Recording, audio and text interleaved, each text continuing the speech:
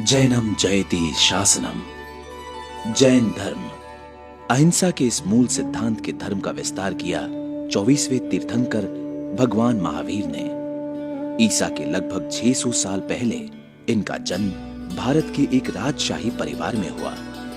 उनके पिता राजा सिद्धार्थ और माता रानी त्रिशला ने राजकुमार महावीर को संसार के सारे सुख दिए, पर आध्यात्मिक जागृति और आलोक पाने के लिए महावीर ने संसार त्याग, दीक्षा ले ली। उन्होंने हमेशा एक सरल जिंदगी जी और आज लाखों जैनी उनके बताए हुए मार्ग पर चलने की कोशिश कर रहे हैं। लेकिन भगवान महावीर के बताए हुए इस सादगी के पथ पर कहीं हम किसी चीज को नजरअंदाज तो नहीं कर रहे। हम बात करने जा रहे हैं भगवान को दिए चढ़ावे अर्थात देव द्रव्य की, जिसका सही उपयोग मानव कल्याण में करके हम जैन धर्म की प्रतिष्ठा और बढ़ा सकते हैं। पर देव द्रव्य की शुरुआत हुई कैसे? माना जाता है कि सालों पहले जब जैन मंदिर लूटे और तोड़े जा रहे थे, तब मंदिरों के नवनिर्माण हेतु देव द्रव्य की शुरुआत हुई। उस वक्त लोगों को यह भय था कि अगर ऐसे ही मंदिर नष्ट होते गए तो हमारी आने वाली पीढ़ी अपनी जड़ों से कैसे जुड़ी रहेगी। लोगों की ये मान्यता है कि मंदिरों के निर्माण में योगदान करने से हम कर्मों के कुछ बंधनों को दूर करने में सक्षम हो सकते हैं। पर क्या हम इन्हीं पैसों से मानव कल्याण करके एक बेहतर परिणाम नहीं दे सकते? देखिए, जब राजा महाराजाओं का समय था तब वो हर एक चीज शानदार और अधिकता में करते थे, क्योंकि वो राजा थे। वो मंदिरों के निर्माण में कोई कसर नहीं छोड़ते थे। पर अब समय बहुत अलग है। आज हमारे पास देव द्रव्य तो है, पर वो धन मंदिरों की चार दीवारी तक ही सीमित रहता है। अलबत्ता भगवान को इसकी कोई आवश्यकता नहीं। जरूरत है तो जरूरतमंदों को। और ऐसा नहीं कि जैन संप्रदाय में समाज सेवा नहीं होती, पर मानव कल्याण करने वालों की संख्या कम है। सो गए बच्चे गरीब के ये सुनकर, ख्वाब में फरिश्ते आते हैं रोटियां लेकर।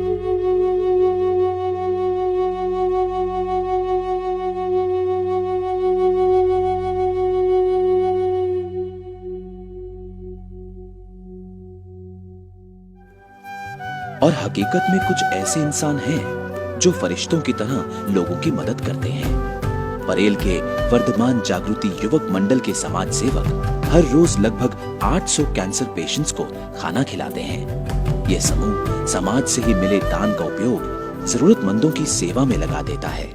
तो हम भगवान महावीर की करुणा, दया, प्रेम भाव वो देख के कुछ जन यहाँ पे जैन लोग हैं, वो ऐसा सोचा कि इनके लिए कुछ करना चाहिए। एक दिन खिचड़ी, एक दिन मूंग, एक दिन अपना पोहा, एक दिन प्योर घी में लापसी, एक दिन खीर, दूध, शक्कर और चावल का बनाया हुआ, और ऐसा 7 दिन का मेनू बनाया। उसके साथ में रोटी, बनाना, केला, बिस्किट, फ्रूट ऐसा ऐसा देते गए। ये कंटिन्यूस 30 साल से चल रहा है।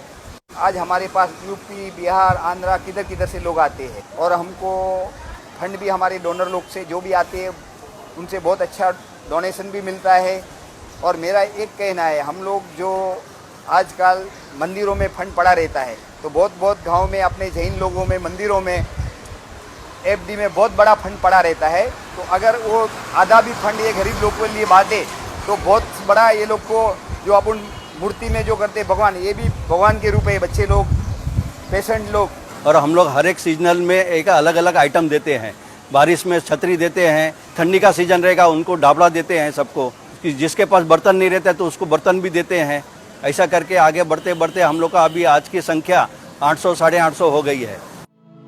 और कुछ ऐसा ही भला कार्य करते हैं मुंबई निवासी श्री दिलीप जैन, जो अपनी निजी जमा पूंजी के सहारे निस्वार्थ भाव से अनेक वर्षों से समाज सेवा कर रहे हैं। भगवान महावीर ने कहा, दया, करुणा और प्रेम, दूसरों के दुखों को हरना, दूसरों के दुखों को दूर करना, मानवता की इस ज्योत को मैं जलाए रखूं, यही मेरे जीवन का मकसद है। जीवन का ये मेरा लक्ष्य है। मानवता के लिए, मानवता के दुखों को दूर करना 9 बरस हुए हैं। इस कार्य को दर रविवार को मैं यहाँ कर रहा हूँ, इस दुकान के ऊपर। आटा दाल चावल कपड़े बर्तन साबुन बिस्किट, दुनिया में हर इंसान यदि इस कार्यक्रम को धर्म के नाते समझो या कुछ भी नाते समझो, अपन मानवता की ज्योत को इंसान यदि जलाए रखे तो दुनिया में बहुत से लोगों का भला हो सकता है। सोचिए अगर दिलीप जी अकेले इतनी लोगों की मदद कर सकते हैं तो अलग अलग संस्थाओं के देह द्रव्य से हम ज्यादा लोगों तक पहुंच सकते हैं। ये एक बड़ी विडंबना है कि जिस भगवान महावीर ने अपना राजपाट और धन दौलत त्याग दी, आज उन्हीं के लिए महावीर जन्म वांचन के दिन हम लोग लाखों रुपए इकट्ठा करते हैं। अगर इस देव द्रव्य का एक बड़ा हिस्सा हम मानव कल्याण के लिए इस्तेमाल करें तो क्या ये उचित ना होगा?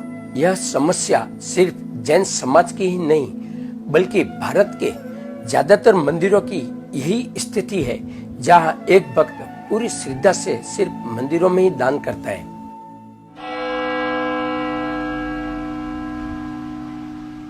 लेकिन भूख, बीमारी और गरीबी से आज भारत में लाखों लोग पीड़ित हैं।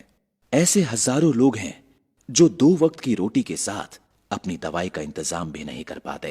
नाही ना, अजून कोणीच नाही दिले आम्ही मदत, कोणाला मागितलं नाही। पेटी स्किन करायचं आहे, 7,500 पाहिजे म्हणून डॉक्टरनं। आम्ही विचार करताना आम्ही इथंच राहिले ना, तिला सोडून कुठं जाता आलं नाही। बहुत त्रास आहे तिला, चलणं फिरणं उठवणं बसवणं, बहुत तकलीफ है हमको, ना तो रहना पड़ता, क्या करेंगे। तो हम देव द्रव्य की सहायता से कैसे ला सकते हैं ये बदलाव? हर एक संघ या ट्रस्ट अपने आसपास के इलाकों में हॉस्पिटल, अनाथ आश्रम या ऐसे ही कोई मानव सेवा के कार्य का बीड़ा उठा सकता है। इससे हम एक बेहतर समाज की उम्मीद कर सकते हैं। तो क्यों ना हमारा जैन समाज ही ये पहल करे और दूसरों के लिए एक मिसाल कायम करे। हमसे कुछ लोगों ने तर्क भी किया कि आपकी नजर में भगवान के पैसे खटक रहे हैं, पर शादी ब्याह पार्टी MCX इत्यादि में हो रहे लाखों रुपयों का आघात क्यों नहीं दिखता?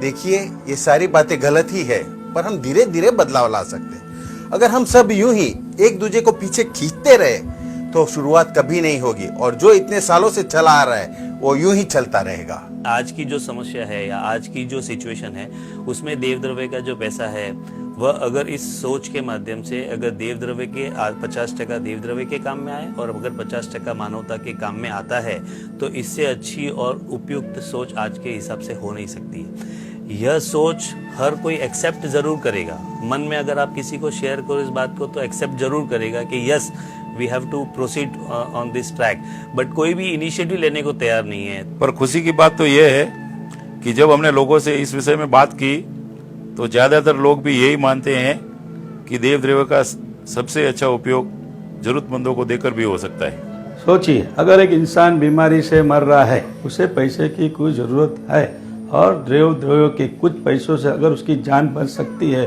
तो गलत क्या है? आप कहोगे कि देव द्रव्य ही क्यों? क्योंकि एक अकेले आदमी की क्षमता से कहीं ज्यादा एक संघ की क्षमता होती है अधिक मदद करने की। जीवन मिलना ये भाग्य पर निर्भर है, मृत्यु आना समय पर निर्भर है, किंतु मृत्यु के बाद भी लोगों के दिलों में रहना अपने कर्मों पर निर्भर है। हमने इस वीडियो में जो भी बताया वो ना तो आलोचना है, ना निंदा, और ना तो हम इसे आडंबर कहेंगे।